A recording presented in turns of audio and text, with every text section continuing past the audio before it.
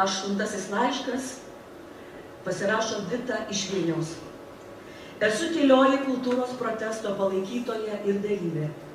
Tyliai ateinu į protestus, mėgaujuosi jų netradicinėmis formomis, įrolia meninė raiška, prieinamumu, inteligentiška dvasia, socialiniuose tinkluose dalinantis renginių, įvykių, autorių mintimis, komentarais, vertinimais, neformuluoju ilgų ir sudėtingų pasisakymų. Kodėl verta ateiti, verta protestuoti? Kokias mintis man tai kelia? Kodėl svarbu, komentarus rašau ypač retai. Tiesiog ateinu ir pabūnu šalia. Pabūnu. Turbūt esu kultūros protesto vartotoja. Didesnė vartotoja negu anksčiau buvau kultūros apskritai.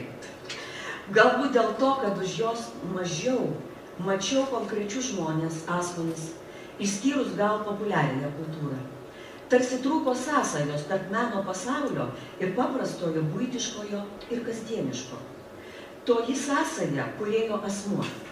Taip, autoriai kalba įvairiomis meno formomis, kurias reikia šifruoti, išjausti, suprasti platesnėme kontekste.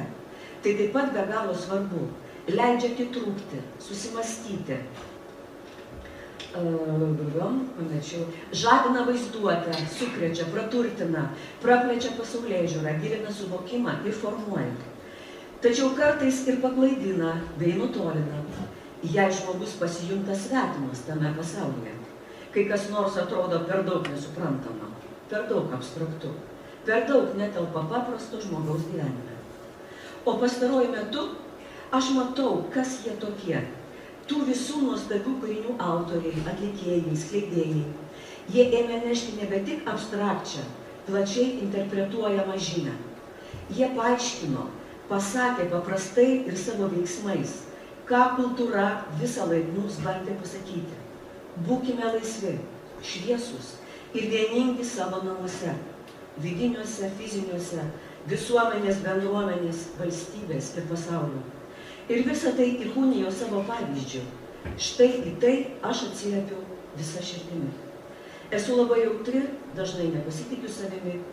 Neatrodo, kad galiu sukurti ką nors įstabaus, suorganizuoti pasirodymą, suburti žmonės, kalbėti auditorijai, kurios neturiu. Labai gerbiu ir žaviuosi tais, kurie gali. Tačiau jaučiau atotrūkį, o per pastarąjį mėnesį daugiau vienybės, bendros vizijos.